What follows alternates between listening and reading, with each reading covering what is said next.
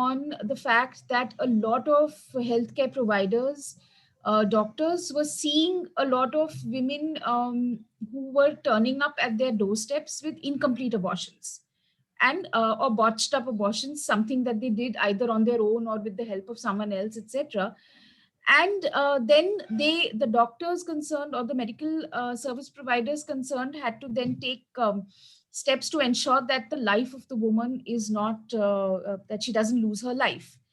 And that pretty much was the basis of what the law was finally recommended, and what we will then see how the law really panned out. Next slide, please.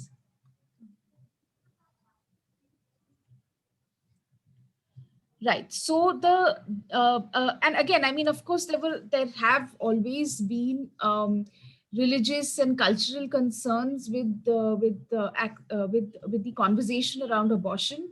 In some countries, it's far more pronounced. In some countries, like our country, it's not as pronounced on religious basis, but it still exists. So to avoid any sort of controversy, decided bill would be called the medical termination of pregnancy. So amazingly enough, the law does not talk about or does not even use the word abortion. It uses the term medical termination of pregnancy. It doesn't use the term miscarriage or anything like that.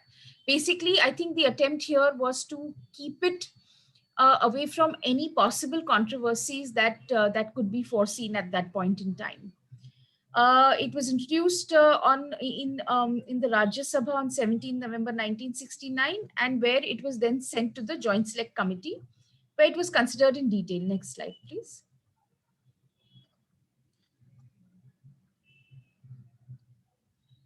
Right, and then it was passed on, you can see the dates in 1971, in May and in August, and it received the President's assent on 10th of August 1971. So therefore, we have the MTP Act, the Medical Termination of Pregnancy Act of 1971. In 1980, it got enforced in Jammu Kashmir, Mizoram, and Sikkim. Next slide. In 72, it was enforced in all 22 states and 9 union territories, except these 3-4 states and union territories, where, like I said, it was finally done in 1980. Rules and regulations were passed in 75, which defined the procedure of approval of facility, experience or training of provider, consent form, and record keeping. And I will get into what the MTP Act even today, what does it say, what are the provisions. This is just sort of the background of how the law really came to be, the rules and regulations came to be. I'm sure you already know that whenever a law is enacted, to ensure that the law becomes workable, or whatever systems are required for it, rules are framed, and then anything else that the rules are not covering, regulations are framed. So rules and regulations are always to be read in the context of what the act is. So obviously a rule or a regulation cannot go beyond what the act is permitting or not permitting. Next slide.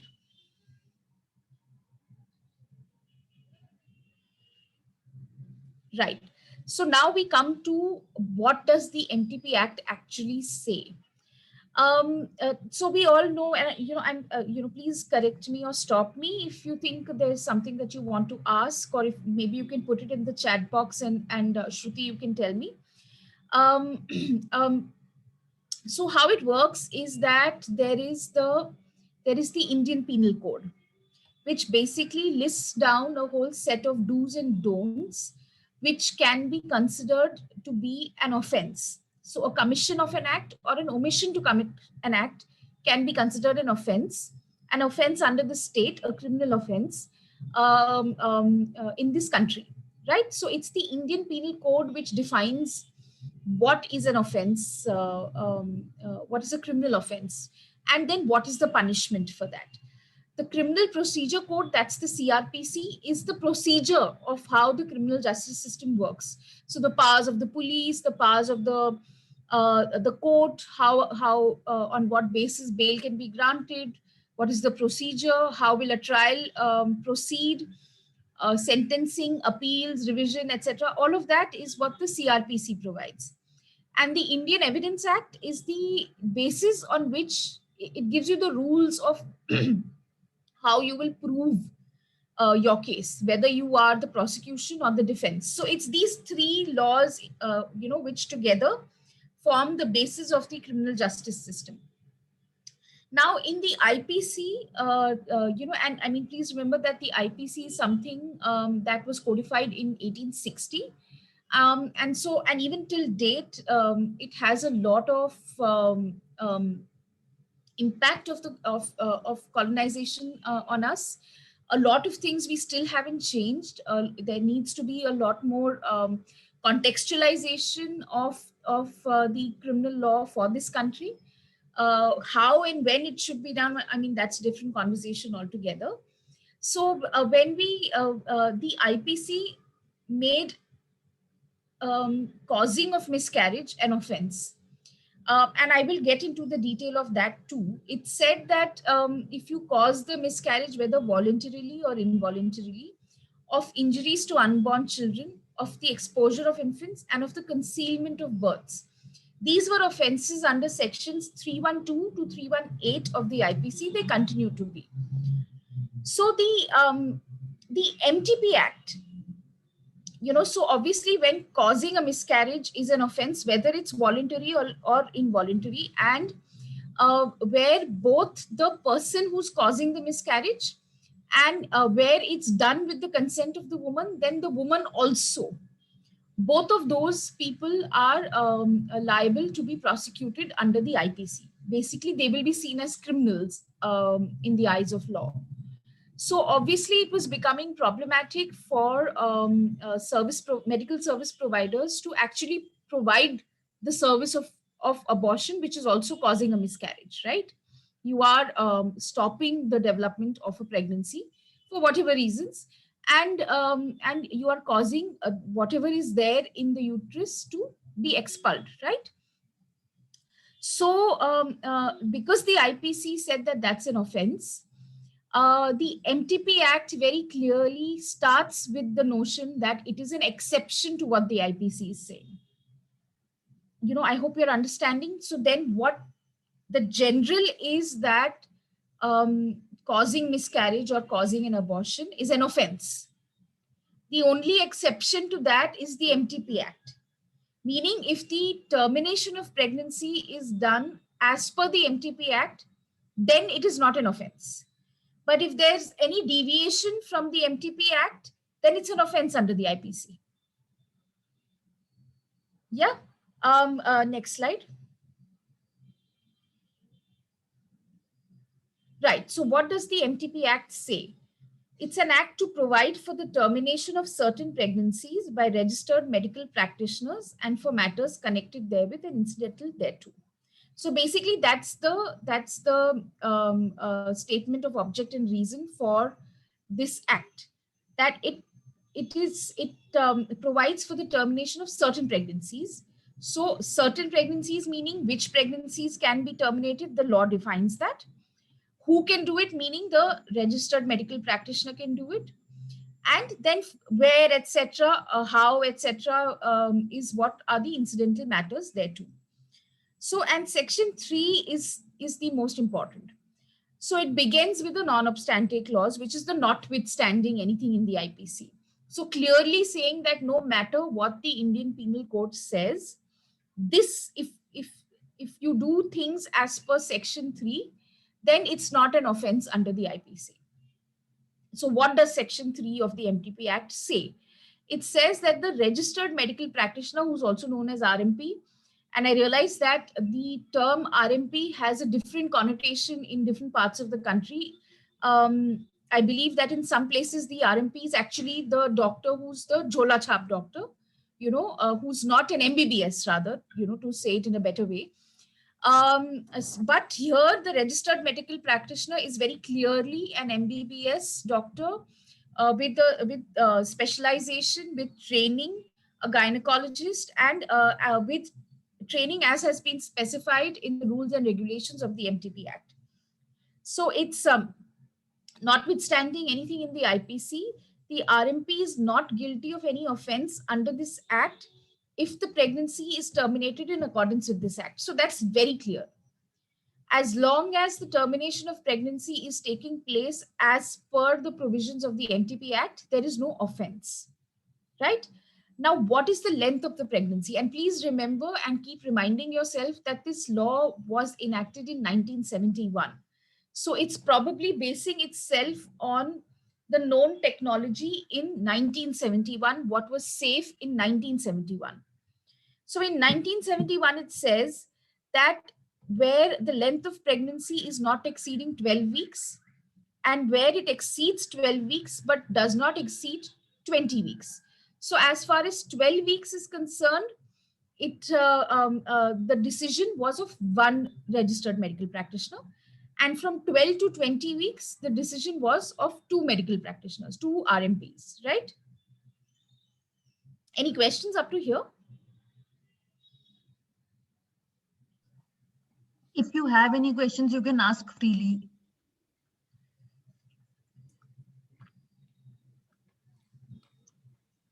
No, so then I'll continue. Yeah. Right, next slide, please. Now, what is the basis? So we've understood who can terminate the pregnancy, which is a registered medical practitioner. We have understood till when a pregnancy can be terminated. So up to 12 weeks by one in the opinion of one registered medical practitioner, and from 12 to 20 weeks in the opinion of two registered medical practitioners. Now, what is that opinion? The opinion is formed in good faith. So basically, these are the reasons why a termination of pregnancy can be done: where there is risk to the life of the pregnant woman, where there is grave injury to her physical or mental health, there is substantial risk of the child being seriously handicapped, the pregnancy is as a result of rape or as a failure of contraceptive. And let me just add here that the failure of contraceptive is the contraceptive that was either used by a married woman or by her husband.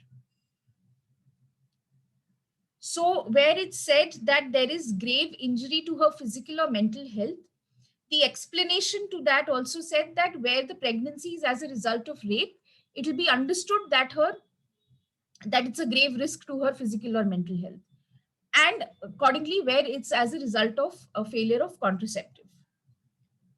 Right? So this is as far as from up to 12 weeks or from 12 to 20 weeks. You will find that it doesn't say anywhere where the woman wants to terminate the pregnancy. So very, very clearly, right from the beginning, this was not a law which recognized the right of a woman over her body and her bodily autonomy. And it still does not. And we will also come to what the new bill is saying. So at no point in time could a woman walk into a clinic and say that, listen, I'm pregnant and I don't want it. It will have to be based on the fact that if the pregnant woman walks into a clinic and says, no, it's as a result of rape, or that either me or my husband were using contraception and then it failed, or the based on medical opinion that there is history of substantial risk of handicap, and the term used was handicap is used, or that there is a substantial risk that the child born would be seriously handicapped. So you can very clearly see the thought process that's very much there.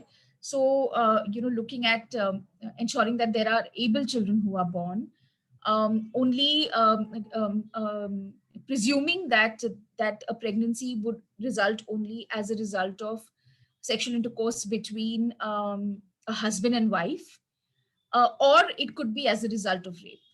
So nothing else. There seems to be no other situation. The only exception to this up to 20 weeks was where in the opinion of the registered medical practitioner, it was immediately necessary to terminate the pregnancy to save the life of the pregnant woman. And this was not really defined. Meaning, so it could mean that if you don't terminate the pregnancy, she's likely to lose her life in the next, say, 10 minutes. Or it could also mean that her life as she knows it would be completely altered.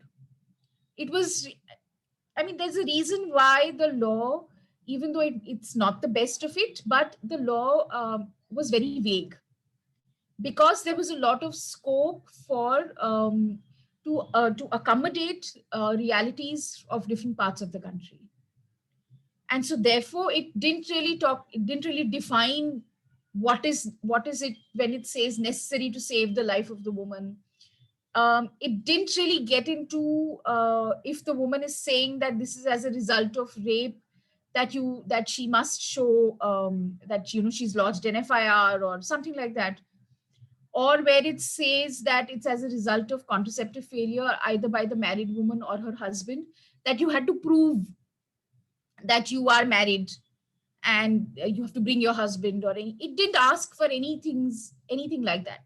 So in a sense, it did leave a lot of scope for a sensitive medical professional to use his or her discretion to provide a service, depending on the case, before that particular medical service provider. Next slide. Anubha, can I ask one question over here? So you are saying that it is only in these three circumstances that a person can go to get an abortion. So if it is an unmarried woman, how does the doctor does it then? So, the ground reality was that, like I said, because the law did not insist on the medical service provider asking for, proof of anything, frankly. So, my understanding, from a lot of doctors who practice and provide this kind of service, has been that they've seen a lot of young couples, where the woman's just wearing like some form of proof that she's married, so like there's a Mangal Sutra, or there's some, bindi or something like that. And she's accompanied by her partner sometimes. And she'll say that, well, it was as a result of contraceptive failure and we wanted abortion. So it that is mainly how a lot of people, a lot of women were accessing safe and legal abortion services under the MTP Act wherever it was available. So even where it said that it's as a result of rape, there's no follow up really. So if in my records, then now, of course, the situation has changed entirely because of a lot of disharmony between the MTP Act and the existing laws. But if as a medical service provider, as a registered medical practitioner under the MTP Act, if my record is showing that I have provided, in a month, I have provided, say, 20 abortion services, and the reason for 15 of those I have written as a result of rape, nobody is asking me, okay, did these 15 result in criminal cases? So even if someone is coming and telling me that I was raped and I'm pregnant and I don't want it, as a medical service provider, I only have to see, okay, this falls within the law. She's saying she was raped, and that's fine. And whether it's medically safe for me to conduct this procedure on her. Now the situation has really changed. So, I mean, I'm going to keep saying that.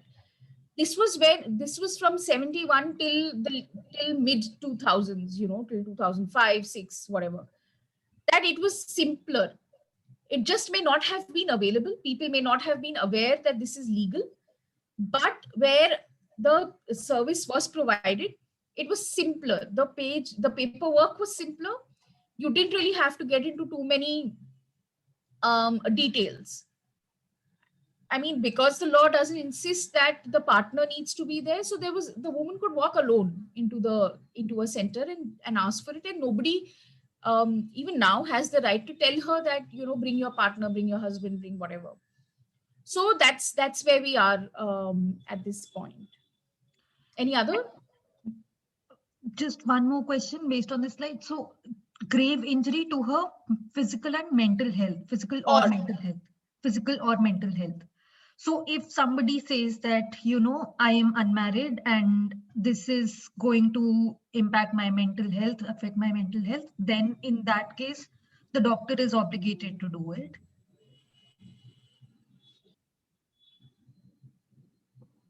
I'm sorry, I missed you in between. So if So you somebody, said that if she's unmarried and says that it's going to impact my mental health, then the doctor is obligated to do it. see, the doctor's not really obligated. Let me just say that.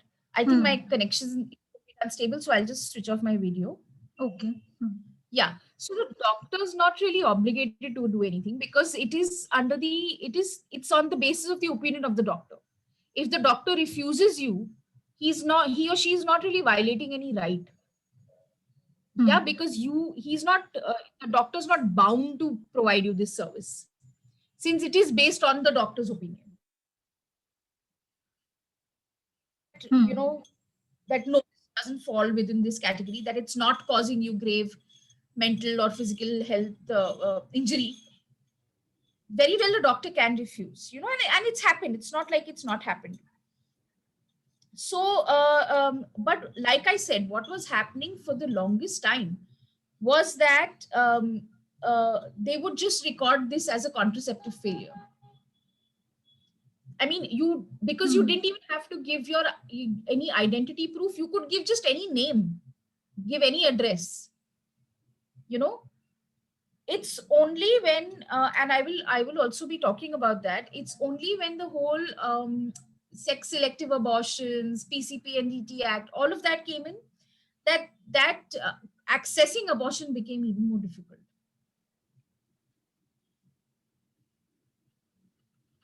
Okay. Any other questions before we move forward? Because a lot of more complications will come. So before we move forward, is this all clear? Yes, I also have a question, which is that we are right now talking about cisgendered women, pregnant women. What about other persons who can get pregnant? Like right now, I'm not asking about right now, but from the very beginning of the So, MTP Act. sorry, you're not asking about? No, I mean, right now I'm not asking about what is the current situation, but from the when the act came into being, like in 75, when the rules and regulations also came, what was the situation at that time? No, so at that time, this is all that there was no recognition of the possibility of a non-woman being pregnant. Like, I mean, Right. let's be really realistic about it. We've got the transgender law also just now. Yeah, yeah. It's not like people didn't exist before that.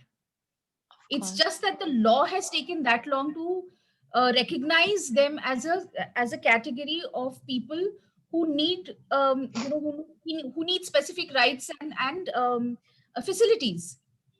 So I mean, it's not something that the lawmakers in 1971 had on their minds clearly.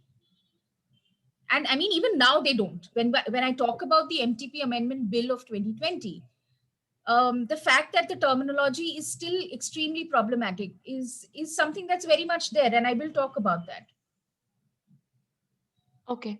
I don't know if I answered your question because I think I lost a bit of it. No, no, it's okay. It's okay. I got it.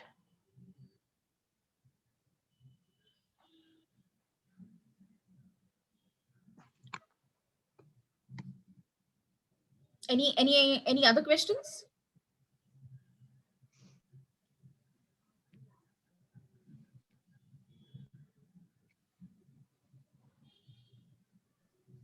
No, I don't think there are any other questions right now.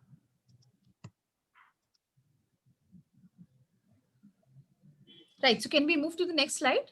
Yeah.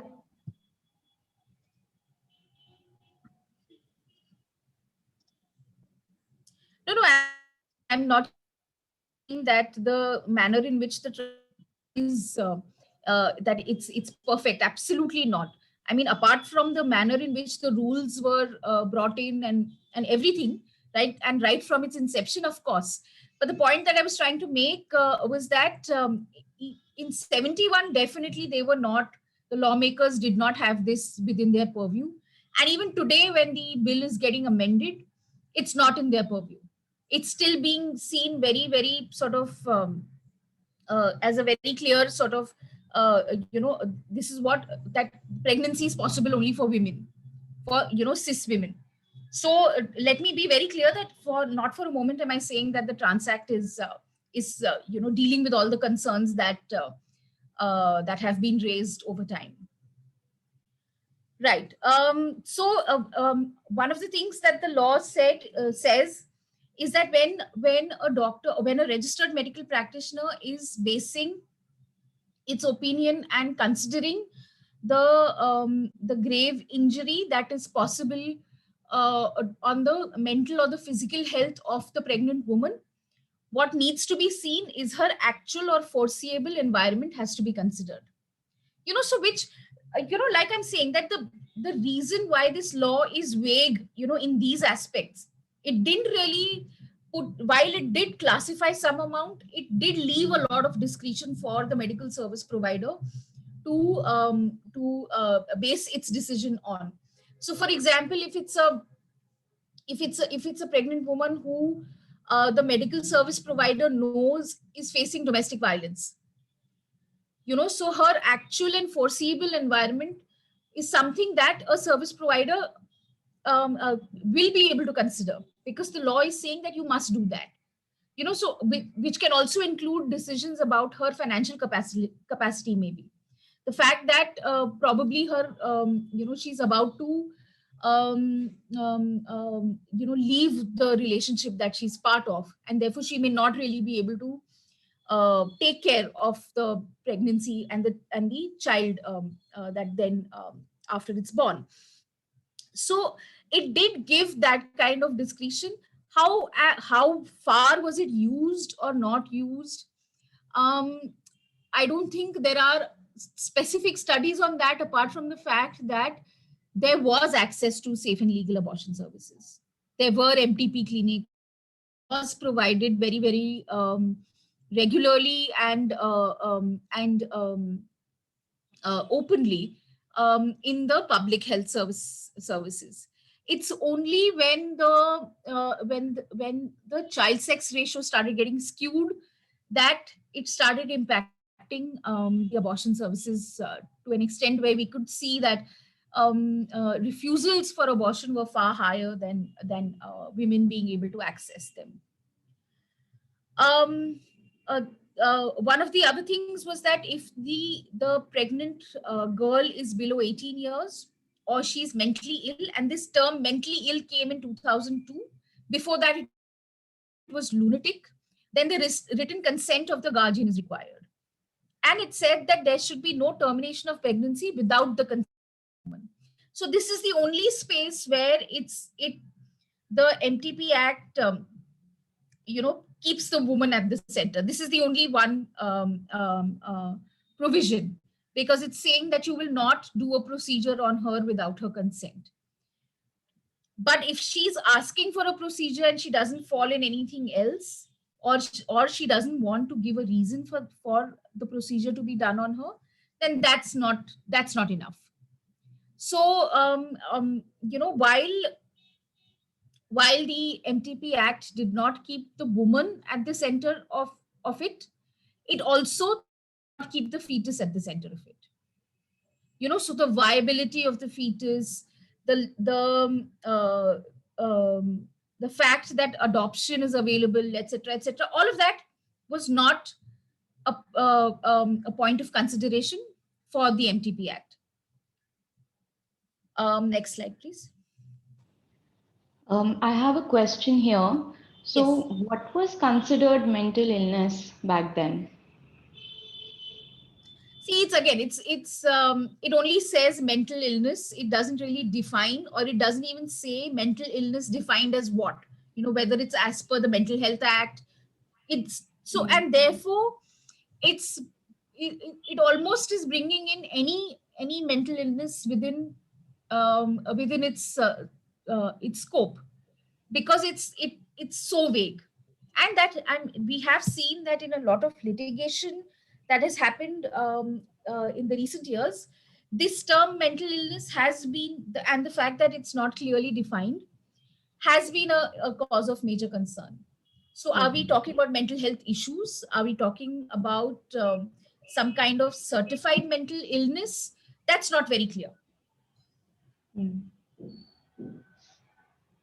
right? Yeah, yeah. Thank you. Any other questions? Okay. So we talked about why a termination of pregnancy can be done. We talked about who can do it, meaning the registered medical practitioner. And the third aspect is where the termination of pregnancy can take place. So very clearly, the MTP Act says that it can take place in a government hospital, meaning a public health facility, or a place that is approved by the district level committee. So initially in the 1971 Act, there was no district level committee. The committees were at the state level. And it was found that the procedure and the time taken for the state level committee to actually provide a certification for centers which have applied for registration to be recognized as MTP centers was really, really long. So in 2002, one of the other amendments that took place was the state level committee was replaced by district level committees, so that the certification and the procedure and the manner of keeping an eye on the MTP clinics is more at the district level and not at the state level, because the state level was not functioning. It proved to be counterproductive because it was not accessible. They were taking too long. Applications would be pending for years together. So it was decided that the committee would come at the district level so that there is better access.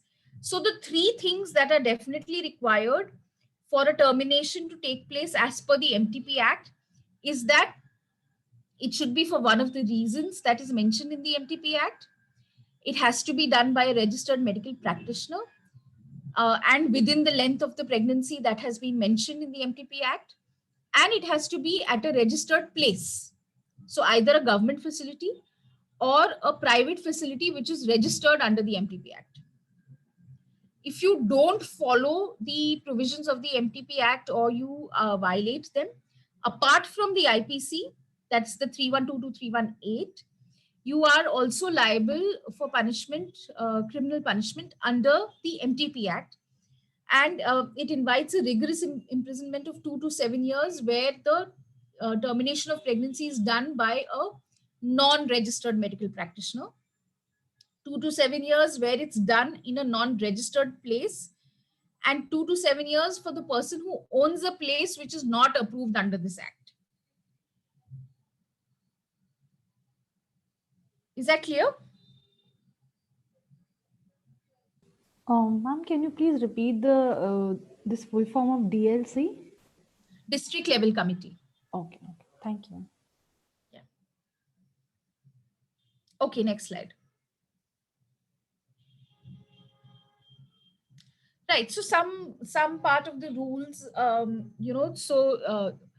the composition and the tenure of the district level committee, the experience and training for a qualified registered medical practitioner, how will a place be approved, what is when will a place be inspected, on what basis will you give cancellation or suspension of certificate of approval, the review, the form of consent, because the termination of pregnancy can only be done with the consent of the woman. So what will be the consent form? Some of these aspects were provided in the rules. Next slide. And the regulations would have the form of certifying opinion or opinion. So basically where the doctor or doctors are giving their opinion, in what format will that be? Who will have the custody of those forms? How will you maintain your admission register? And the fact that the admission register is not to be open for inspection, and entries in registers should be maintained in hospital or in the approved place. So how it has to be done, how do you have to maintain the entry, for how long, if you have to give reports, how do you have to give reports to whom, etc. In what form, all of that. So that's what the regulations provide. Next. Right. So before, just go back. So before I jump into the PCPNDT and MTP space, I also just want to highlight that in 2002, one of the other amendments, which was a major amendment in that sense, to the MTP Act was that the medical abortion pills were being recognized within the law as a safe mode of abortion, right?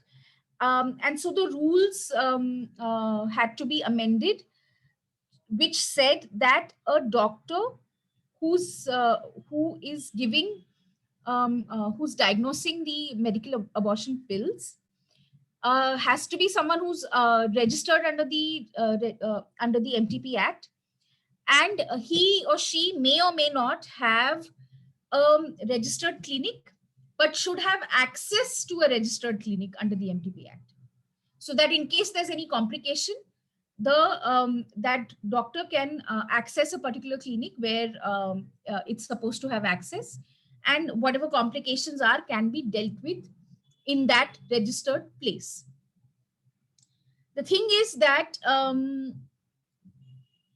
it didn't really specify what happens when a pregnant person who has been given who has been prescribed medical abortion pills, and we know that there is a combi pack, and there is a manner of taking those pills. There are time limits, etc. So if I'm doing all of that at home, so basically the termination of my pregnancy is taking place in my house, which is not a registered place, right? So the complication that now one is seeing is that, is this then a violation of the MTP Act and of the IPC? Because it clearly says that if you cannot terminate a pregnancy anywhere else except for a registered place, it obviously did not foresee that termination of pregnancy can be done to up to some extent 7 weeks. That's what the law provides. WHO says 9 weeks. It did not foresee that termination of pregnancy could be done by pills. So then there is this, even in 2002, this difference. I don't think anyone foresee it even then, and it was never ironed out. So now when we look at the law, there are all of these questions, legal questions, that are thrown at us, that if a person who is terminating its pregnancy by taking medical abortion pills, and is doing so not in a registered clinic but anywhere else, it could be your home, it could be a hotel, it could be anywhere else, your friend's place, something, your hostel, whatever, are you then violating the MTP Act? So there are so many questions that still need to be answered from this law, especially because it's not kept up with the times, and it's not kept up with with the other laws which are impacting it. Okay, any questions up to here? Because there will be a sort of change in conversation after this.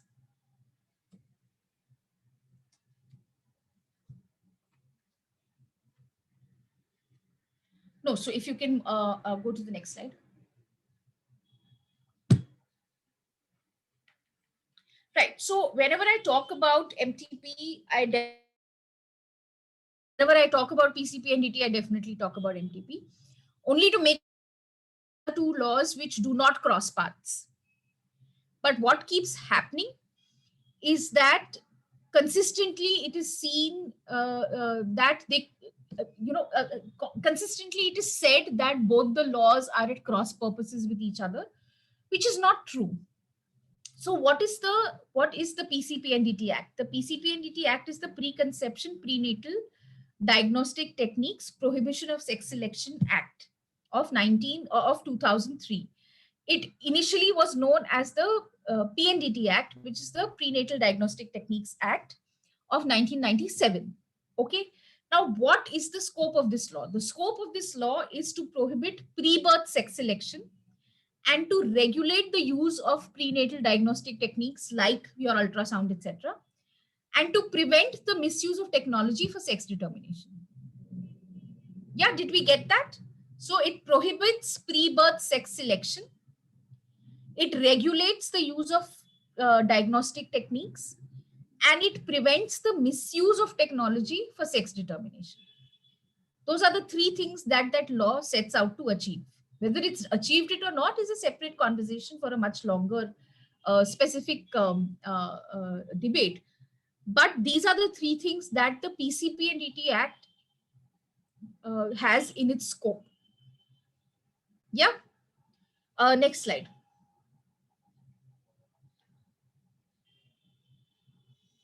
Right. So very clearly demarcated areas of operation. Yeah, the PCP and DT Act does not talk about the status of the fetus after the sex has been determined or chosen. Yeah, so for example, as a pregnant person, if I approach a radiologist or a gynecologist who also has ultrasound facility within its space, and I am informed about the sex of the fetus. Now, whether I choose to continue that pregnancy or whether I go ahead and get an abortion, the PCP and DT, the offense under the PCP and DT Act stops right at the fact that I was informed the sex of the fetus. That's the offense. What you do with that information is of no consequence. You may as well continue being pregnant and give birth.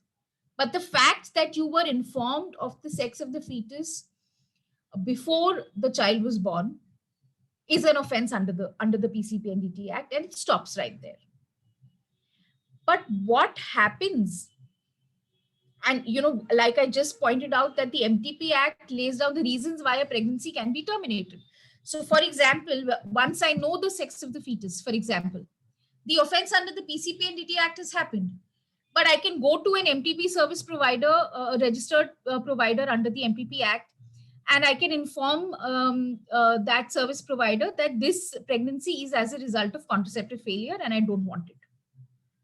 So I'm well within the legality of the MTP Act, while there is a violation of the PCP and DT Act.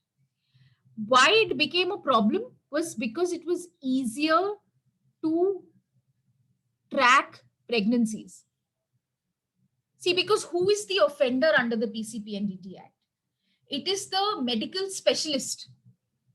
If I look at the image of an ultrasound on that screen, I don't know anything from anything, right?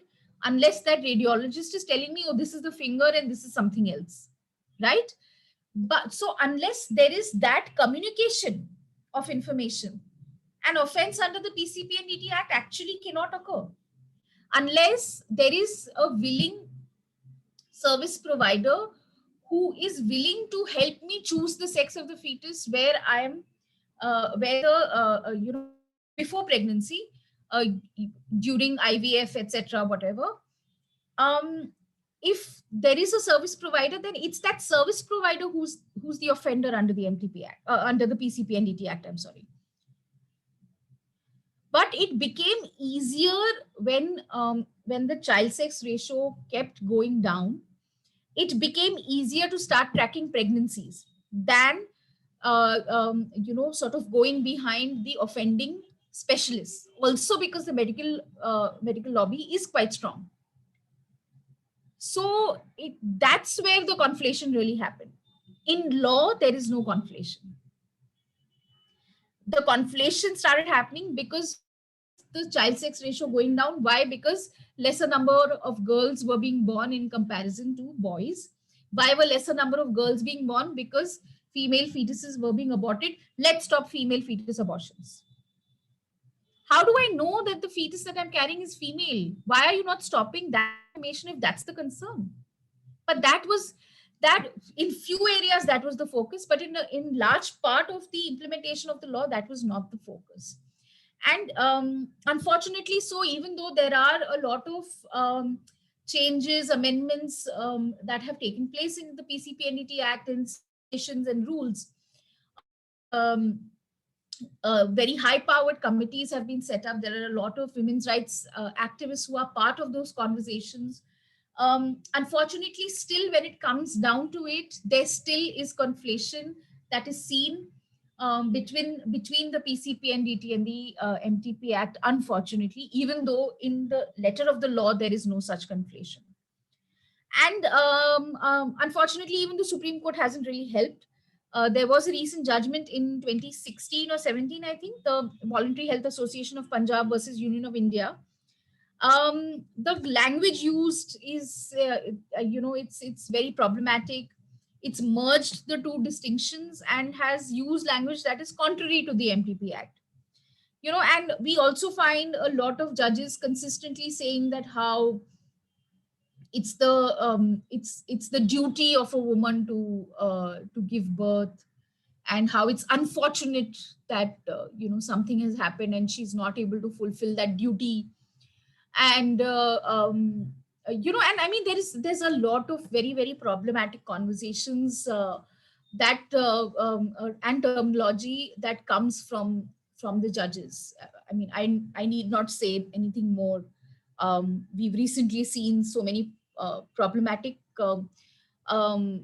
judgments on POCSO that have just come from the Bombay High Court, using really, really very strange reasoning to acquit or to convict for a lesser sentence. Next slide. Okay, so I'm going to Sorry, stop. I have a question on the previous slide. Yes. So is it Go back. also, is it also true that because of the PCPNDT Act, some service providers were fearful of carrying out abortions because they thought that the customer may have already got sex determination done? Yes, that's absolutely true. Because the conflation was being done at the level of the authorities who were implementing the PCPNDT Act, the conflation was automatically done by the service providers, and they refused to provide abortions, especially late-term abortions, where it was understood that that you if you've come late for an abortion, you probably already know the sex of the fetus, and that's the reason why you've come late. So getting second trimester abortions is getting really difficult even now. Yeah.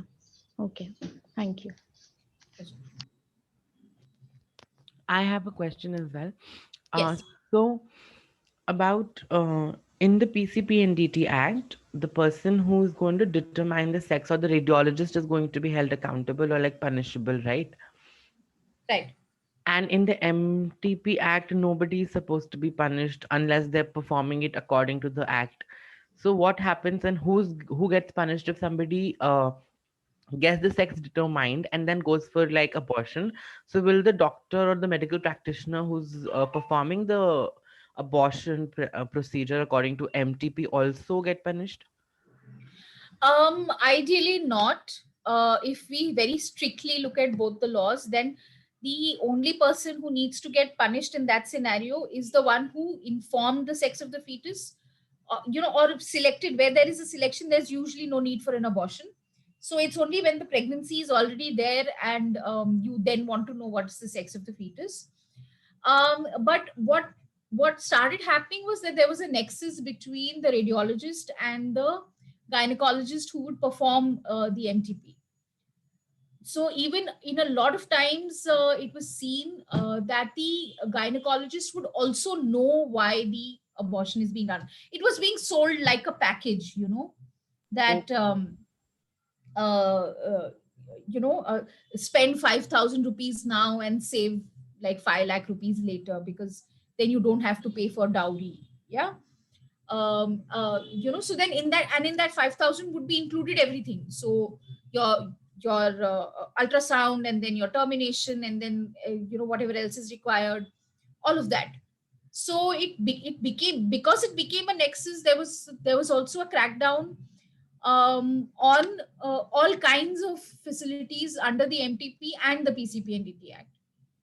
And then that is why what started happening was that people just stopped performing second trimester abortions, saying that it's just too risky. There's always fear of the law knocking at our door, and so then we'll just not do it.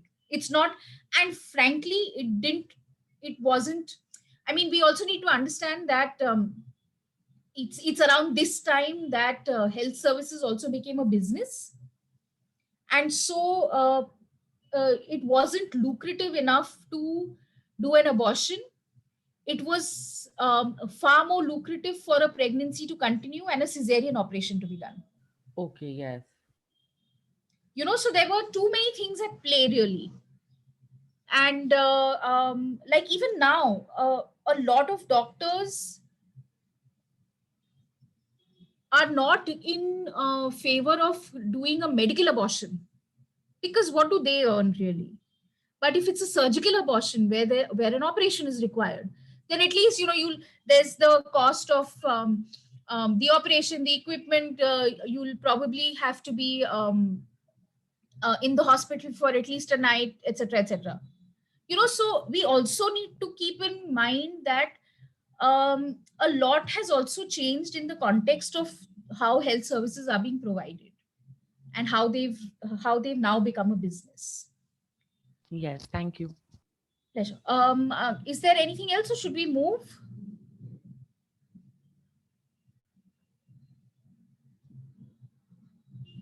Okay.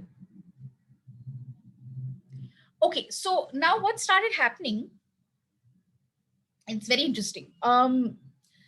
So, like I said that till about 2002, 2005, access to abortion wasn't that difficult. It's only after the amended PCPNDT Act and, sorry, bigger focus on the girl child, the day of the girl child. The Supreme Court is also monitoring this, that, and the other.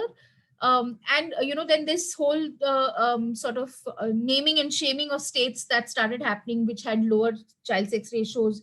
So they got even more aggressive, and in ensuring that all pregnancy result in a live birth, and all of that. So all of that started happening. So but with that, technology was also developing. So while the MTP Act still stayed at the 20-week cutoff in a sense, the way technology was developing, you could monitor the growth of the fetus in every month. I mean, isn't getting an ultrasound done for a pregnant person the most normal thing now? It's been normalized so much that you obviously have to get an ultrasound done. And even for the pregnant person, or for a couple, if it's a couple, um, it's it's almost very risky if they don't get an ultrasound done, and then they don't know. So this need to know this information, all of that, and the fact that technology was now available, you could find out the development of the fetus at every stage, at every month of the pregnancy. So a lot of times it started happening that the information that you didn't have earlier, you had now. And you came to know that after 20 weeks, you came to know that that the fetus suffers from some fetal anomaly, and which could also result in an extremely compromised life, or would result in evidence based, almost certain death post birth. So either in the next 2-3 hours, or in a couple of months, or something like that. So when this information was available, a lot of pregnant persons and a lot of couples, where couples were involved, did not want to continue with the pregnancy. So a pregnancy which was wanted became unwanted, because now you had some new information which made it unwanted. But the 20-week cutoff had already gone. So then what do? for a long time, I believe that a lot of doctors would still where where the situation was such, would still terminate the pregnancy beyond the 20 weeks, but call it a miscarriage. So they had found their way of dealing with it. But what happened was that in 2008, one such couple and their doctor decided that the law needs to change, and therefore they approached the Bombay High Court, asking for permission for termination beyond the 20 weeks, and also asking for consideration on the law to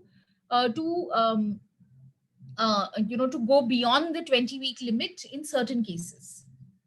The Bombay High Court dismissed it, did not allow that particular pregnancy to be terminated, and gave its reasoning. It's pretty flawed, but well, that's what it is.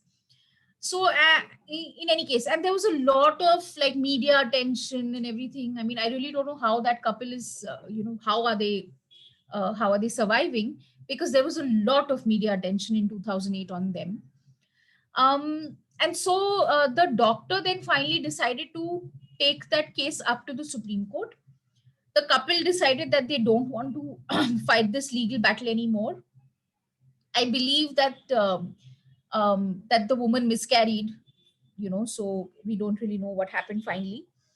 But the case went to the Supreme Court. It still is pending. It's called the Dr. Nikhil Dattar versus Union of India. That's the case. And there was again some when it was filed in 2008, and then it kept coming up for hearings consistently.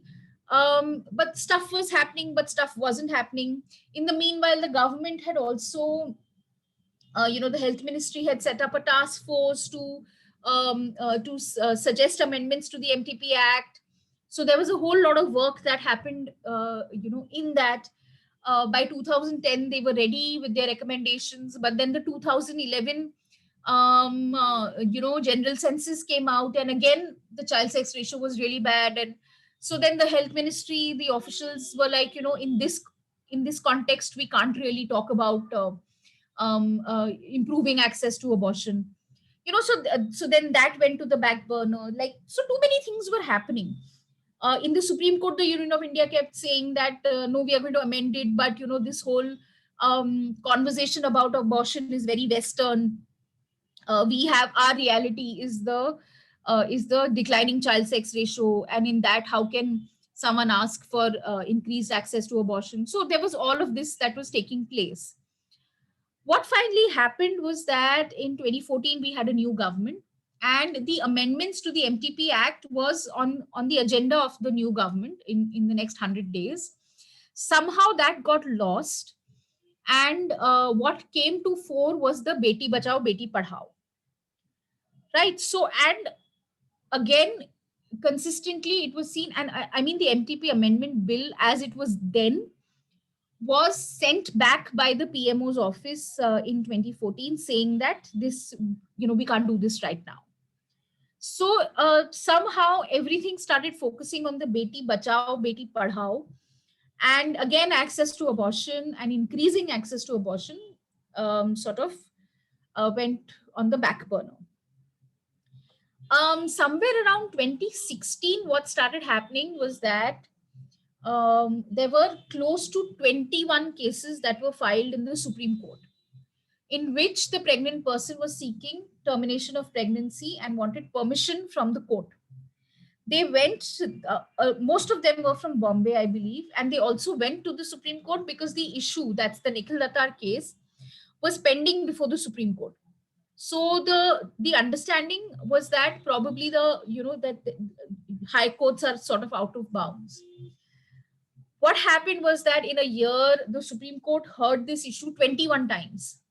And every time decided the issue based on the case before it, but did not settle the law. Why did I go to the Supreme Court? I went to the Supreme Court not because I did not have access to doctors. I had access to doctors. I went to the Supreme Court because, according to me and my lawyer, the law is not clear. And so I want the Supreme Court to clarify the law. But what did the Supreme Court do in 21 cases? It appointed a medical board. It asked for the pregnant person to be examined by the medical board. And based on the report of the medical board, it either allowed for the termination of pregnancy or refused. So again, the legal question was never answered. And and in the 21st time, the Supreme Court was like, this is too much. We can't do this every day. So they said that stop coming to us. Please go to your high courts. So then from 2016 June till I have been documenting this, and I have documented it till August of 2020. Close to 500 plus cases have been filed before the various high courts of the country and the Supreme Court. And these are petitions which are filed either by the pregnant woman or by on her behalf, seeking permission of the concerned high court for termination of the pregnancy. Now, what this resulted in was that the general understanding suddenly at the ground level was that, okay, if a termination of pregnancy has to be done, court permission is required. So while in a lot of cases, the gestational age of the pregnancy had crossed 20 weeks, and therefore the need for seeking permission had arisen. And I say rightly or wrongly because according to me, the law still provides for that, but we'll come to that. Next slide.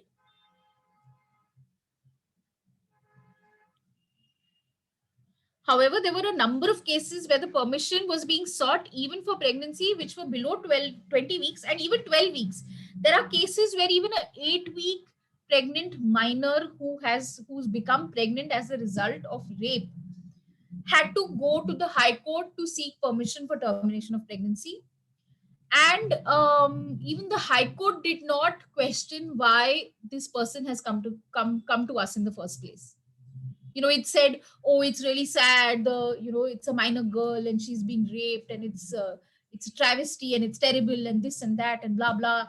And then she's placed before a medical board, and then the medical board will examine her, and then they will give a report. And then finally the court will say, okay, fine, please go ahead and terminate. And everyone will feel really great about themselves. While in the first place, the law already permitted it. Nobody had to really make that minor girl go through all of this rigmarole for no reason. And the two main reasons for termination of pregnancy where they were seeking permission was where either the pregnancy was as a result of rape and sexual assault, or there were fetal anomalies which have been discovered post 20 weeks and have made a wanted pregnancy and unwanted pregnancy. So almost a number of them which were post 20 weeks, almost 90% I can say, were based on fetal anomalies. And a major part of the ones which were below the 20 weeks were where the pregnancy was as a result of rape. There were one-off cases where the woman is pregnant and she's facing a lot of domestic violence, and that's the reason why she does not want to continue the pregnancy, or where there was a promise to marry and which resulted in intercourse, and then she became pregnant, and then now the relationship has broken, or the financial situation of the pregnant woman. But these cases were not considered by the court. In all of these cases, the high courts, and in one case even the Supreme Court, had refused permission, saying that this can't be the reason. The law does not provide it. It's not. So, unfortunately, what started happening was that the vagueness of the law in 1971, which stood to benefit pregnant persons, that same vagueness came to sort of bite them at their, because now it was being seen as very clearly only if it's rape, fetal anomaly, and I mean, I'm saying anomaly, but the courts and everyone would say fetal abnormality, and that's it. Only these two reasons were being seen. Contraceptive failure was also not being seen. To the best of my knowledge, there was no litigation around contraceptive failure as far as the permissions were concerned. So the whole aspect of seeing her actual and reasonable foreseeable future where instances of domestic violence, promise to marry, financial situation changing would actually really, feed to that, were not considered. While there are a lot of positive judgments that came because it read the life, like I don't know if you remember, I told you that there was the 12-week cutoff, the 20-week cutoff, and the only exception to that was where it's immediately necessary to save the life of the pregnant woman. That termination of pregnancy can be done at any stage. A lot of very positive judgments read that life to mean not only like her, that she would stop breathing, but even the quality of her life. And unfortunately, a lot of judgments also, while saying that life is not just a mere animal existence, but it also said that where the termination of pregnancy is not immediately necessary to save her life, like she's not going to die in the next 10 minutes, then you must come to court and take permission. So we are in a situation where almost very regularly cases are being filed where permission for termination of pregnancy is being taken by the courts. We are getting very across the board, we are getting some very good judgments, and we're getting extremely problematic judgments. In the 21 cases that the Supreme Court heard and decided, somehow the fetus and its viability started taking center stage. And which is something that I continue to see in a lot of the high court judgments also, that if it is possible for the fetus to survive post birth, while the life may be slightly compromised, then medical boards have also said no, and sometimes the courts have also said no, while the viability of the fetus was never a conversation in the MTP Act. So we are now, we still don't have the woman at the center of it, or the pregnant person at the center of it. But now, instead of just the doctor's opinion, there's the medical board's opinion, and the viability of the fetus has become a conversation, a factor that needs to be considered. Next slide. Yeah, so I've done the analysis of these judgments for the Pratigya campaign, and those reports are available for downloading on the Pratigya campaign website. You can please have a look at that. There have also been a few PILs. I talked about the Nikhil Dattar case, which is pending since 2008. There were some PILs which were also filed in the Supreme Court and in the Delhi High Court asking for expansion of time, etc. Under the MTP Act. Some are pending, some have been tagged, disposed of, saying that the issue is pending before the Supreme Court. Next slide, please. Yeah, so this brings us to the conversation on legalization and decriminalization. So like I've been now repeating, that the legal framework is of the IPC, where exception is of MTP, and anything that doesn't come under the MTP is within the IPC and is therefore criminalized. So the general rule is criminalized, and the only exception is anything that happens under the MTP Act. But we need to move this discourse to one of legalization or decriminalization. And what does this mean? So there are three sort of scenarios. One is a complete legalization, meaning anything that the IPC or the criminal law is saying on causing miscarriage needs to go. But what happens with that is that if there is any forced miscarriage or any anything which is done without the consent of the pregnant person, then if that's not recognized as an offense, is that an option? Is that something that that we want? The second option is the reading down or the decriminalization, like what happened in the 377 case, where consensual sexual acts were not between two adults, were not considered as an offense anymore. But anything else where there is no consent or where there is a child involved, etc., then it still continued to be an offense. So reading down or decriminalization, meaning at least entirely removing section 312, which makes the service provider and the woman an offender is something that can be considered. Or complete decriminalization, meaning saying that you remove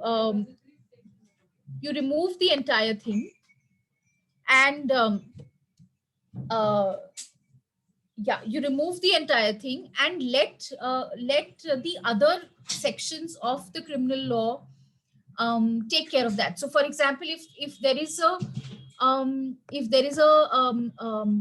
termination of pregnancy or a miscarriage which is caused without the consent of the pregnant person, then let that come within the parameters of causing grievous hurt, causing bodily injury, causing hurt, causing harm to the body of a person, which in itself is which are very well defined offenses under the IPC. I mean, why should this be as a separate set of offenses is also another argument. So I mean, we still need a lot more discussion, clarity, and more clarity on what our positions are as far as this is concerned.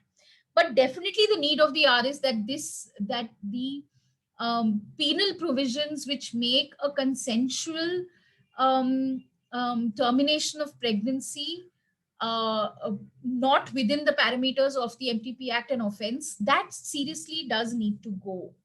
Because today, like I said, that since there isn't clarity about what happens when um, a woman or a pregnant person takes medical abortion pills, and suppose in a situation where you are able to access the medical abortion pills on your own without actually going to a registered medical practitioner, and while you're taking all the necessary precautions that are required, since you are causing your own miscarriage, you will become an offender under the IPC under section 312.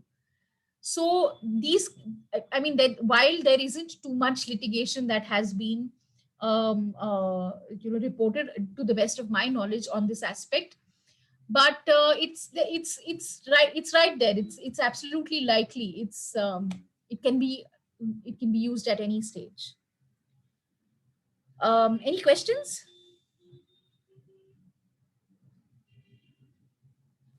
I have one. Yeah. So about the same thing that we were talking about, Ki, medical abortion, if somebody has to go through, so can they not buy like pills on their own and go with the process? So right now, the legal regime is very clear that the medical abortion pills have to be available only on the prescription of a registered medical provider under the MTP Act. And what happens is that within this, the Drugs and Cosmetics Act also comes into play, because the medical abortion pills are Schedule H drugs. And within the Schedule H drugs, there's a whole list of things that a pharmacist or a chemist who stores and sells Schedule H drugs is expected to do, meaning keep a copy of the prescription, also keep a record of who has bought the Schedule H drug. So there is all of that, and you end up violating not only the MTP Act but also the Drugs and Cosmetics Act. And and therefore you will also find that a lot of chemists and pharmacists are not very keen, don't find it very financially viable to keep to store and sell medical abortion combo packs. So there's also that which has really affected access. Yeah, I have another question. Yeah. So, so while I completely feel that a woman should have the autonomy to access abortion, but I'm also thinking how much safety plays a role in what we see in the law. So, like if she goes through the process on her own and if it's not safe, she may need gynecologist guidance. So, so how do you see that space? How do you navigate that space of, safety, but also agency and autonomy of a woman within the law? So, I mean, the ideal situation would be where this decision is between the pregnant person and that person's medical service provider. Why should the law or anyone else come in between? Where the pregnant person wants to take a decision about that pregnancy, and where the medical service provider is is coming in on the aspect of safety, on on how suitable a particular procedure is for this particular pregnant person. As long as the decision is between these two persons, that should be it. That is, the law should only facilitate this conversation, Yeah. to ensure that it's not considered illegal, and that if there is any negligence or anything like that, then then what happens. And the law should ensure that whatever is required in terms of readily available, approved, recognized drugs or medicines, that they are accessible, they are affordable, all of that. That is what the law should be doing. The law shouldn't really be getting into you can do it and you can't do it. No, especially not in this conversation, for sure. So even where where I'm talking about access to MA pills, I mean, absolutely, safety is a paramount concern, and that's why it's necessary that it's um, that this conversation can happen without any taboo. That a pregnant person has accessed medical abortion pills and wants some information, wants hand holding, that should be easily available. That should be there should be no judgment on that. And so that's the situation where we need to be in. Any other questions?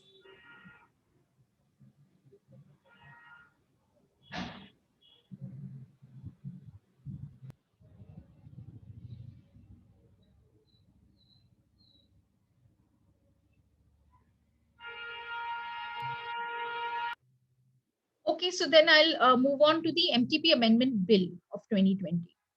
So the MTP Amendment Bill of 2020 was passed by the Lok Sabha on 17th of March 2020.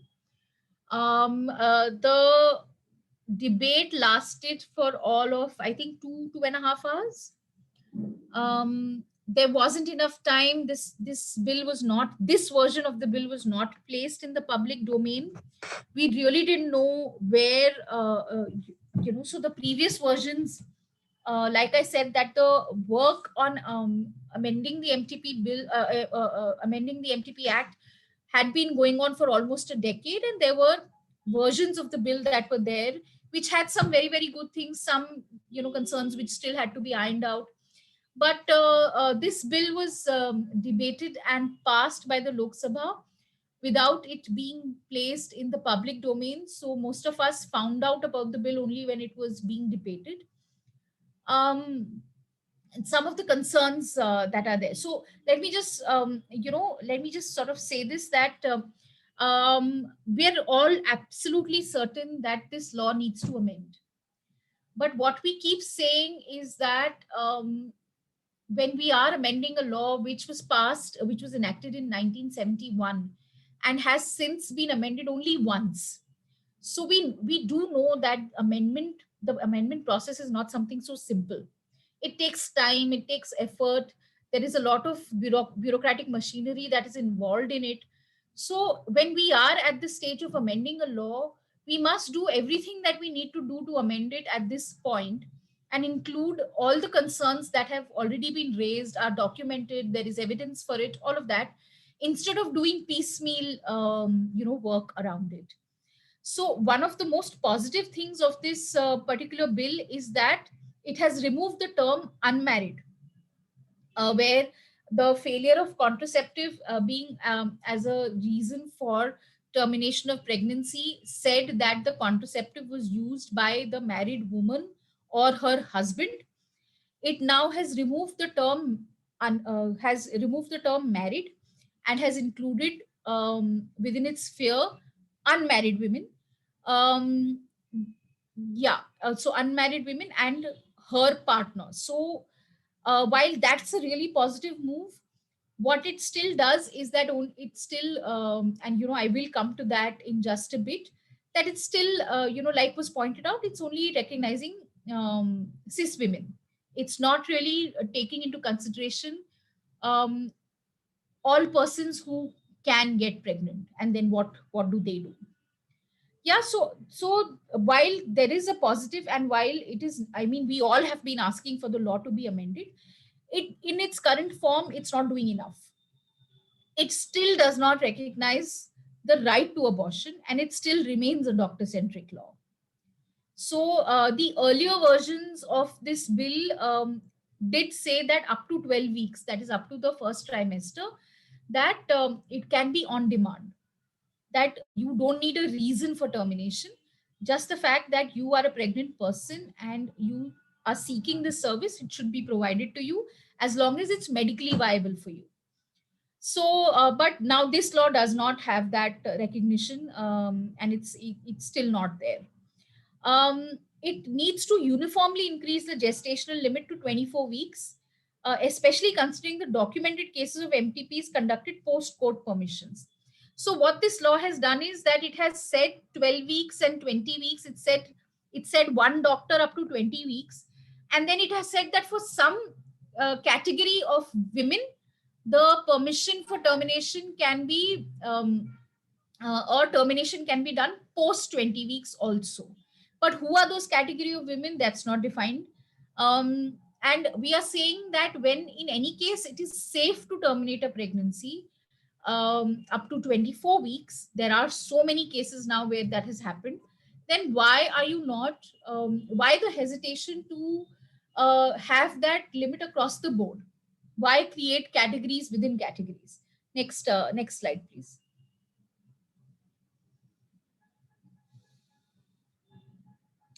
And then it is so it's asking for medical boards to be set up within the law. Up till now, this whole medical board business was something that the courts had come up with.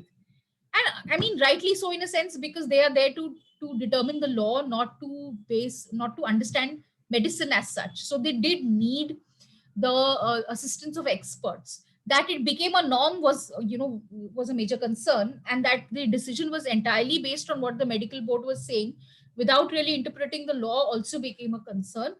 But now the bill has proposed to actually set up medical boards. It will consist of 5 members. We don't know whether these medical boards are at the district level or at the state level. If they are at this district level, we are absolutely certain that we will not be able to find those 5 professionals in every district. So we will have spaces where there will be no medical boards. And if it's at the state level, then what's the point? Because access will become an issue, and time is of essence when a decision on a pregnancy, whether it needs to continue or not, has to be taken. And time that is wasted in accessing a medical board, they will get together, then they will examine, then they will ask for some tests to be done, then they will come up with their report, and then what happens? Because now when a court is asking for a medical board to be set up, there is accountability for the medical board because it has to answer to the court. Even then, there have been a number of cases where the medical boards have given very unclear kind of opinions, not neither here nor there, that yes, it's okay to terminate, but yeah, there is evidence that this could also lead to a problem, and general evidence, not evidence based on the case before them. So once these medical boards are set up and they are the ones who are looking into it, what's their accountability? What if they don't decide in time? Then what happens? And it's the bill is not in harmony with the other laws and judgments of the Supreme Court. So it's not in harmony with POXO, the kind of concerns that POXO has brought in for minors to access safe and legal abortion services. It's not in harmony with the Drugs and Cosmetics Act and the problems that it has created, the disharmony. And it's not in harmony with the with the Puttaswamy judgment, that's the privacy judgment, with NALSA, with the Transgender Act, with the disability law. it's there is still no harmony, and the terminology is extremely non-inclusive. So like I said, it still is looking only at women. It still is using the term abnormality, very clearly meaning that there is a normal and then there is an abnormal.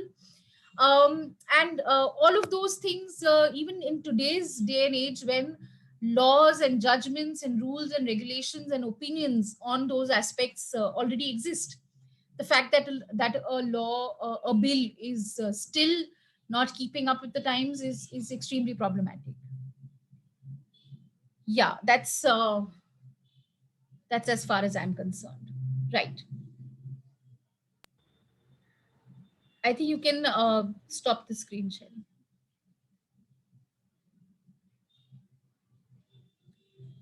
Right. So questions.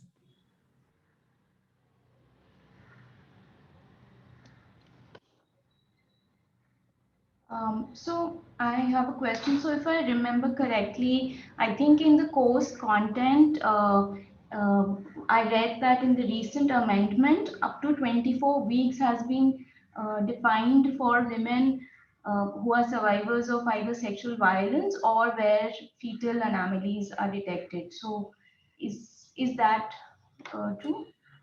So it's saying certain categories of women, and we don't know what that category is. So So the presumption is that it's probably survivors of sexual assault and where there are fetal anomalies, but that's not what the bill is specifically saying. And even if it is saying, I would say that while I'm quite certain it's not, but even if it is saying, I would say that why create subcategories? No, the bill hasn't become law. It's not been passed by the Rajya Sabha yet. There is a lot of work happening with the Rajya Sabha members. Hopefully, it will go to a committee. But let's see. I mean, it's one of those laws which the current government thinks it can pass quite easily. Yeah.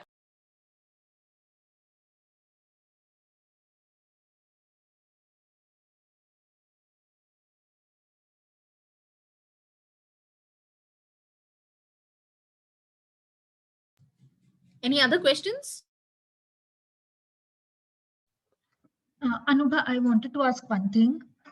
So you Yeah. were talking about the models of decriminalization and legalization. I was wondering if you can give examples of, which country has what model. Is there a decriminalization wala model or legalization or half legalization or whatever that means?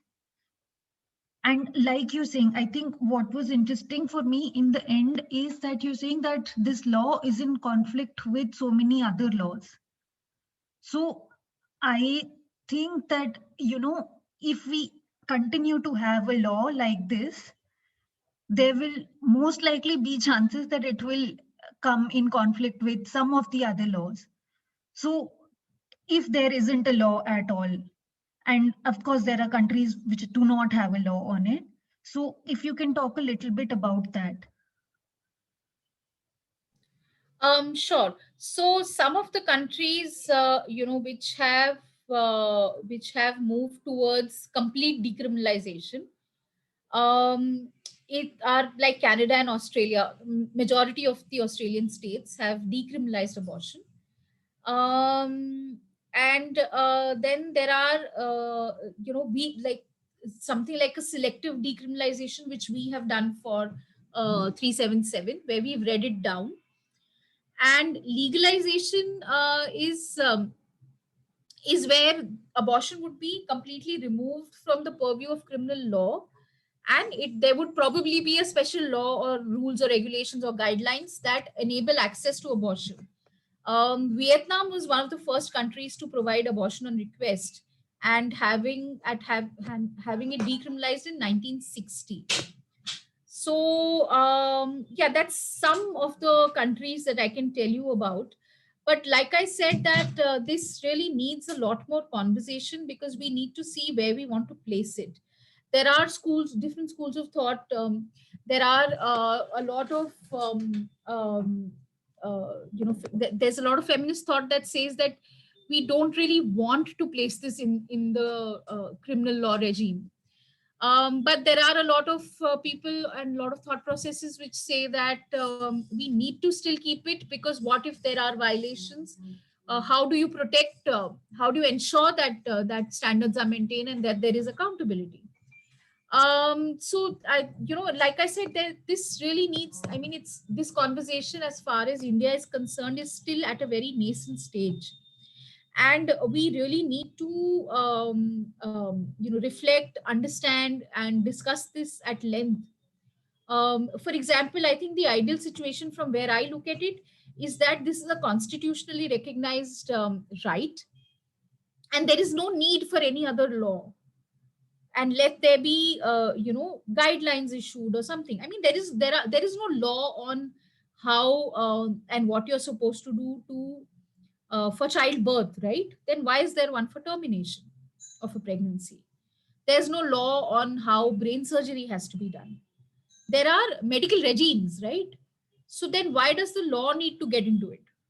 That's another point of view, that just recognizing it as a constitutional right within the fundamental rights should be sufficient, and there should be checks and balances, there should be accountability, and there should be clear guidelines. And in any case, if there is any violation, you should ensure that you have a very robust medical negligence law, consumer protection law, and all of that. So I mean, the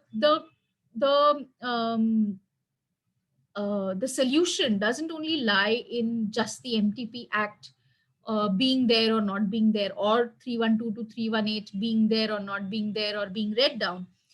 There is a lot more that's at play, and that needs to be worked on. Yeah. Right. Thank you.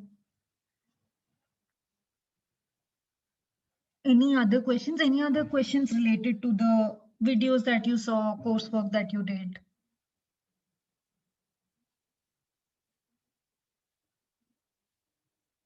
Or anything related to POCSO? Hi, am I audible? Yes, you are. Yeah, so when the like with the amendment, when they've mentioned that the change from pregnant woman's husband to partner, so this is not in terms of consent of the partner, right?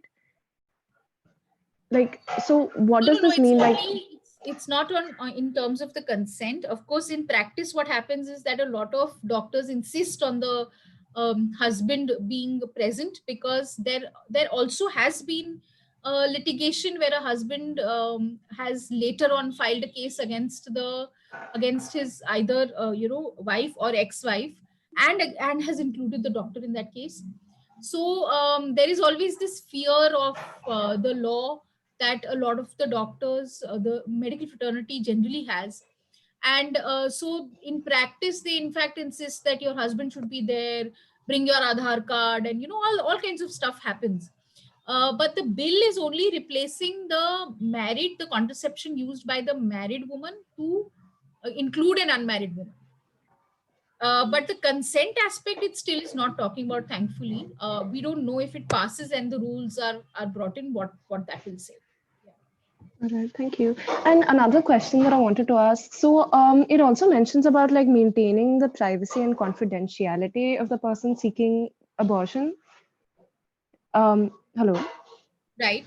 Yeah. So, I mean, like I've worked in wards where somebody who has got an abortion has been referred to as MTP case number so-and-so and not by their name. So I don't know if it's reductive or like, I just wanted your opinion on it. So, I mean, the fact that they have included the confidentiality aspect in the bill itself is a good move, because otherwise the confidentiality aspect comes from the rules and the regulations. So that's a good move, but they have also put in an exception to it, saying that unless it's authorized by law, which is neither here nor there, because authorized by law means what? Means who can see it? Who all have access to medical records under the authority of law? Can they all see it? So that would include your drugs inspector, that would include your district appropriate authority under the PCPNDT Act, and so on and so forth. So while they have included it in the bill, they have also narrowed it down.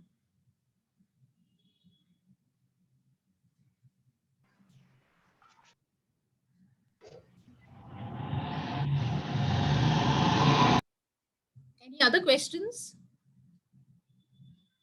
Yeah, I was also wondering that when they include the term partner, do they just mean that because it's an act between two people and so the partner who is present during the act, or does it mean like a partner who you are in a serious relationship with? Because it's just like I just feel that why partner needs to be mentioned at all, because then what about single women? What about other people The who partner is being mentioned from the context of the failure of the contraceptive either used by you or your partner. okay. You So know, and the bill is not saying anything about the quality of the relationship, or whether the partner still continues to be your partner, or whether the partner was only a partner in the act, you okay. know. But we really don't know how this will pan out, Hmm. Hmm. because up till now, till the time it wasn't a concern, things were fine. But when it started becoming a concern, like I said, from 2005 onwards, there were a lot of practices that were happening, which didn't really have any legal sanctity, like asking for the husband's consent, like asking for your Aadhaar card, all of that. So Right. we really don't know how this will pan out finally. Yeah. And I mean, of course, apart from the law, the prejudices that exist, the insensitivity of service providers, all of that is very much still there. I mean, that really will never go with law. That is more of a mindset conversation that needs to happen. Yeah.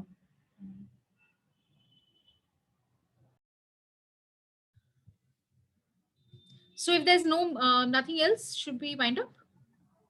Yes, I think so. Okay. Thanks so much, Anubha, for joining us today and sharing so much with us. We will continue these conversations, and if there are any specific questions related to the law, we might come back to you. And of course, you have a session tomorrow with the other batch. So good luck with that. I just wanted to speak with all the participants and ask how the coursework is going, and how the videos, how you're finding, if it's useful, etc. But Anubha, yeah, we will let you go. Thanks so much. Thank you. And thank you for being such a wonderful audience. Thank you. Bye bye. Bye.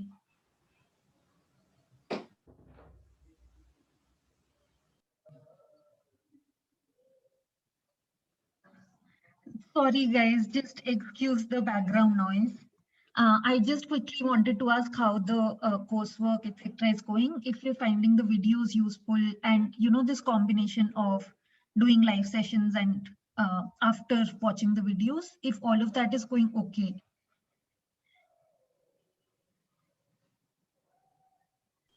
May I go first? So I feel like it's working very nicely because most of the information that was shared here was also shared, in the videos. But this made it clearer because we could go into little details wherever we found like thoda dikkat hai, because especially law, etc. Uh, we need those details to understand things better. So yeah, I feel this was nice, like that we had the discussion here. Okay, thanks for sharing.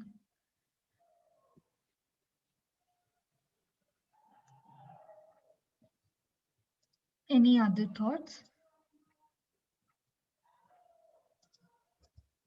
So okay, one specific question that I wanted to ask, is it okay to just like watch the videos? Is it taking time? Are you able to watch it in one go, or you're having to just go back to some of the stuff that is said? Okay, pretty well structured.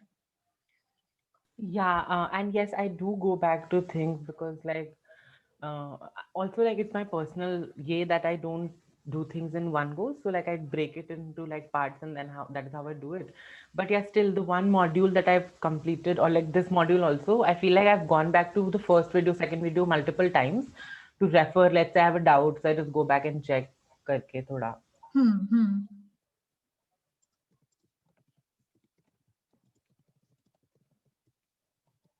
For me personally, the transcript below the videos also really helps because I can sort of copy paste onto a Word document and make my own notes. So that's extremely helpful as well.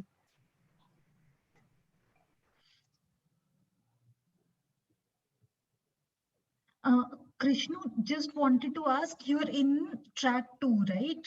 You're in the other batch Yeah, I am in the other batch. with Vinita. Okay. Okay.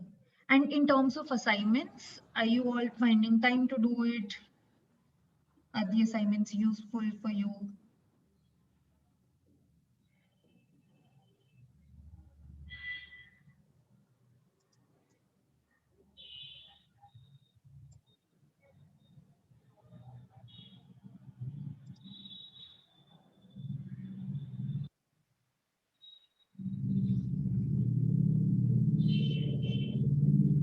Yes, I think they're nice. Like, especially the post module assignment, which I'm still working on. I find it really like interesting, because then I can sort of understand it from a context, like laws in India, from a context or a standpoint.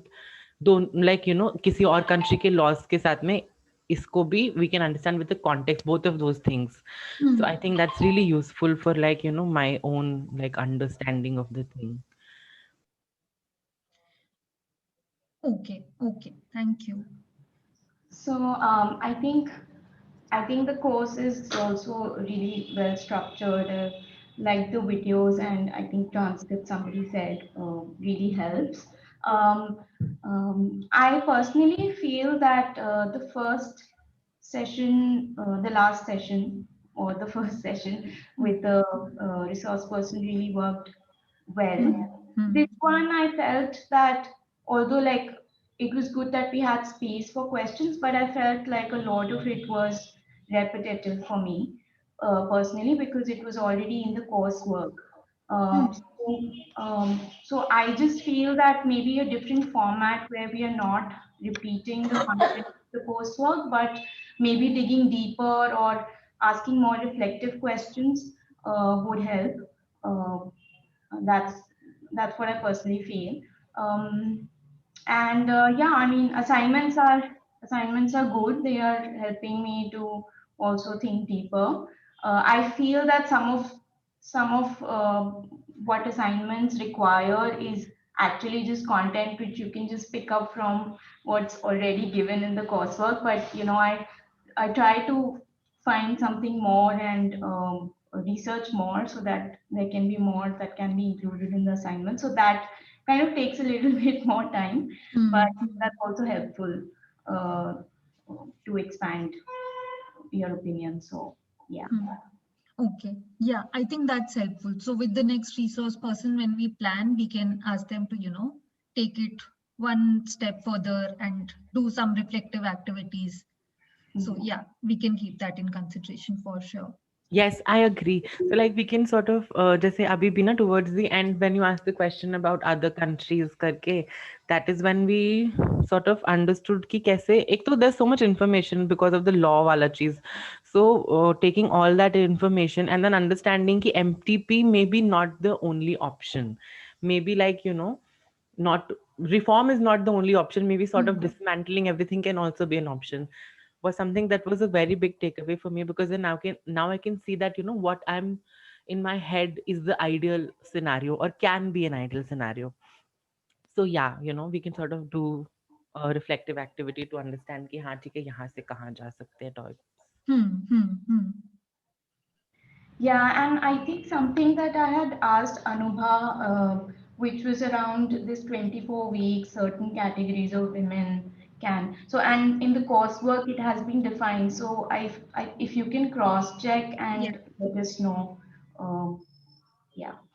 Yeah, I'll go to the original script of the bill and let you know. Okay. Thank you.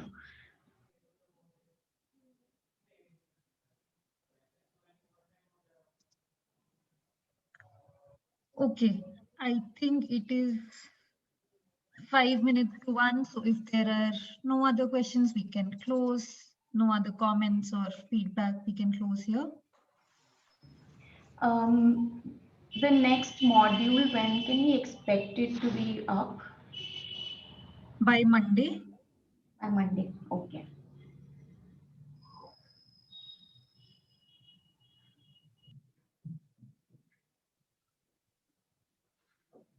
Okay.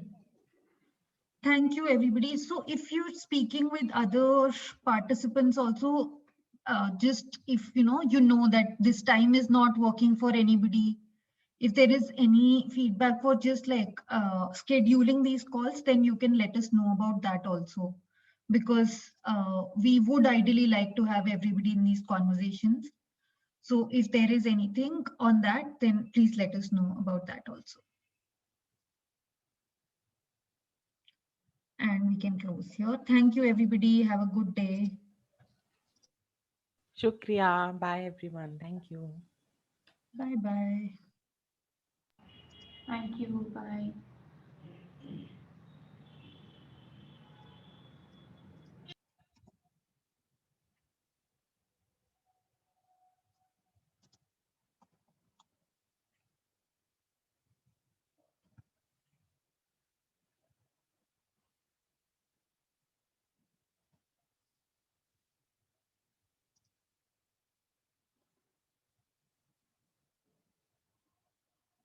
Hi, Deepika.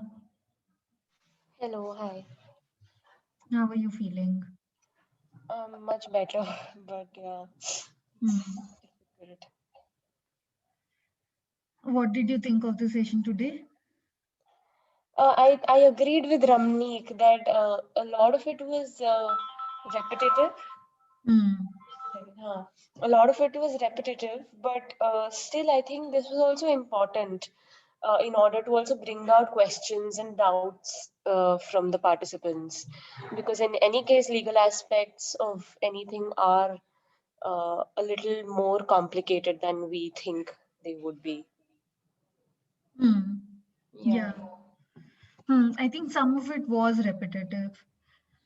Hmm.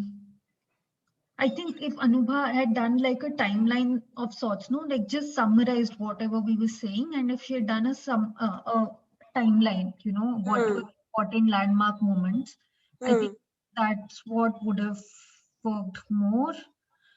I did try to tell her that, but I think, yeah, she really gets into the nitty-gritty, and she was part of the Pratigya campaign study that they had done, where the Okay. going to the High Court and Supreme Court. So she loves that aspect. So she really wanted to talk about that also. Hmm. I think for the next session, let's think a little bit more. And because Dr. Sushma, so she's a doctor. She's a doctor who works in teams, I think. So we can Hmm. ask her, like, to go one step ahead and not just cover the aspects that are there in videos.